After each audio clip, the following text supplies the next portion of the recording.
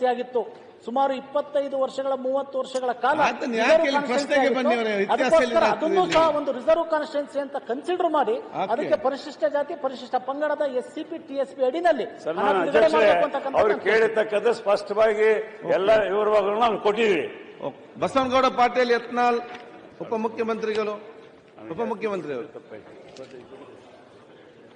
ಸನ್ಮಾನ್ಯ ಅಧ್ಯಕ್ಷರೇ, ನಾನು ಪ್ರಶ್ನೆ ಸಂಖ್ಯೆ 375 ಉಪಮುಖ್ಯಮಂತ್ರಿಗಳಲ್ಲಿ ಕೇಳಲಿಕ್ಕೆ ಬಯಸ್ತಾ ಇದ್ದೇನೆ. ಉಪಮುಖ್ಯಮಂತ್ರಿ ಅವರು ಯತ್ನಾಳ್ ಅವರದ್ದು. ಅಧ್ಯಕ್ಷರೇ, ಉತ್ತರವನ್ನ ಸಂಪೂರ್ಣವಾಗಿ ಅವರು ಒದಗಿಸಿಕೊಟ್ಟಿದ್ದಾರೆ. ಅಧ್ಯಕ್ಷರೇ,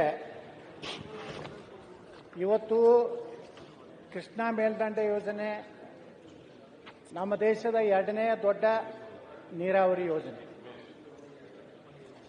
ಇವತ್ತು ನಮ್ಮ 1964ರಿಂದ ಸುಮಾರು 6 ದಶಕಗಳ ಕಾಲ ಈ ನೀರಾವರಿ ಯೋಜನೆ ಪೂರ್ತಿ ಆಗ್ತಾ ಇಲ್ಲ.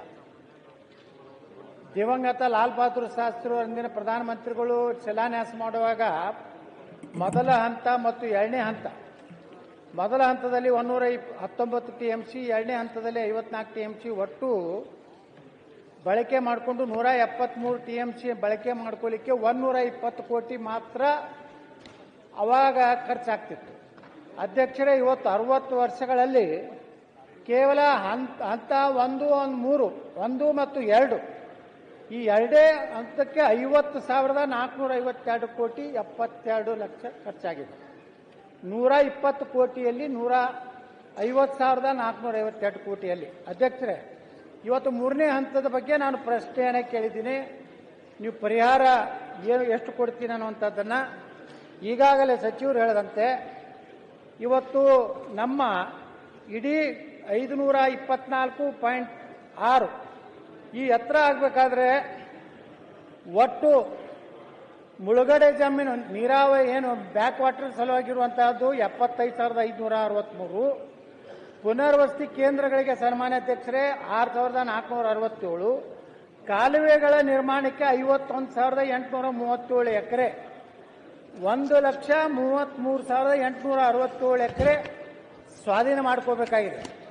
ಅಧ್ಯಕ್ಷರೇ, ಇವತ್ತು ಮುಖ್ಯಮಂತ್ರಿಗಳು ಕರೆದಂತ ಸಂದರ್ಭದಲ್ಲಿ ಇವತ್ತು ಒಂದೇ ಹಂತದಲ್ಲಿ ಒಂದೇ ಕಂತಿನಲ್ಲಿ ನೀರಾವರಿ ಜಮೀನಿಗೆ 40 ಲಕ್ಷ, ಒಣ ಜಮೀನಿಗೆ 30 ಲಕ್ಷ ಹಾಗೂ ಕಾಲುವೆ ನಿರ್ಮಾಣ ಎಲ್ಲಿ ನೀರಾವರಿ ಇದೆ ಅಲ್ಲಿ 30 ಲಕ್ಷ, ಎಲ್ಲಿ ಒಣ ಬೇಸಾಯ ಇದೆ ಅಲ್ಲಿ 25 ಲಕ್ಷ, ಈ ರೀತಿ ಸುಮಾರು 70,000 ಕೋಟಿ ರೂಪಾಯಿ ಕೇವಲ ಕೃಷ್ಣಾ 3ನೇ ಹಂತದ ಮತ್ತು 524.256 ಎತ್ತರಕ್ಕೆ ಹೋಗಬೇಕಾದ್ರೆ 70,000 ಕೋಟಿ ಬರೇ ಭೂ ಸ್ವಾಧೀನಕ್ಕೆ ಬೇಕಾಗ್ತದೆ. ಅಧ್ಯಕ್ಷರೇ, ಇನ್ನು ಸೇತುವೆ ಕಾಲುವೆಗಳ ನಿರ್ಮಾಣ ಮತ್ತು ಆಲಮಟ್ಟಿ ಡ್ಯಾಮ್ ಎತ್ತರ ಮಾಡಬೇಕಾದ್ರೆ ಸುಮಾರು 50,000 ಕೋಟಿ ಅಂದ್ರೆ ಅಂದಾಜು ಇವತ್ತು ಕೃಷ್ಣಾ ಮೇಲ್ದಂಡೆ ಯೋಜನೆ ಪೂರ್ಣ ಆಗಬೇಕಾದ್ರೆ ಸುಮಾರು 1,20,000 ಕೋಟಿ ಬೇಕು. ಅಧ್ಯಕ್ಷರೇ,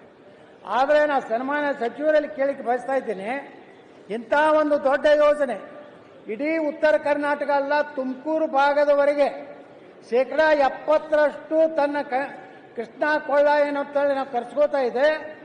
ಇದು ಆದರೆ ಶಾಶ್ವತವಾಗಿ ಉತ್ತರ ಕರ್ನಾಟಕದಲ್ಲಿ ಕುಡಿ ನೀರಿನ ಸಮಸ್ಯೆ, ಕೈಗಾರಿಕೆಗಳಿಗೆ ನೀರು, ಭೂಮಿಗೆ ನೀರು, ಇಡೀ ಉತ್ತರ ಕರ್ನಾಟಕ ಒಂದು ಅಭಿವೃದ್ಧಿ ಆಗುವಂತಹ ಒಂದು ಮಹತ್ತರ ಯೋಜನೆಯಲ್ಲಿ ಇವತ್ತು ಸರ್ಕಾರ ಹೇಳಿದಂತೆ ಏನು 40 ಲಕ್ಷ 30 ಲಕ್ಷ ಏನು ಕೊಡ್ತೀನಿ ಅಂತಿದ್ದಾರೆ.